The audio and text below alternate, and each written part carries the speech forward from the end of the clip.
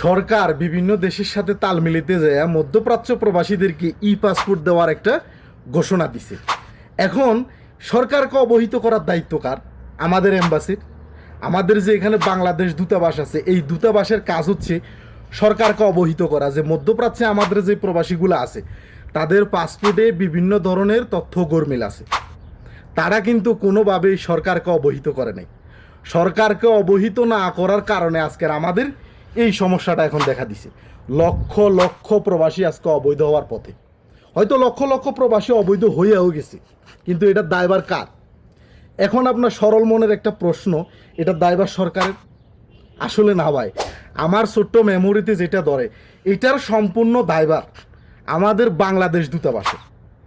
আমাদের যে এখানে দূতাবাসটা আছে, প্রবাসী এবং দূতাবাস দুই প্রাণের দুই মেরুতে বসবাস। এখানে দূতাবাস প্রবাসীদেরকে চেনে না, আবার প্রবাসীরা কি চায় দূতাবাস এটা জানে না।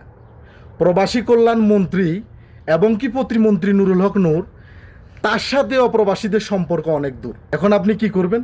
আপনার কি করণীয়? প্রবাসী কল্যাণ মন্ত্রণালয়ের দায়িত্বে যিনি ছিলেন তিনি হচ্ছেন আসিফ নজরুল।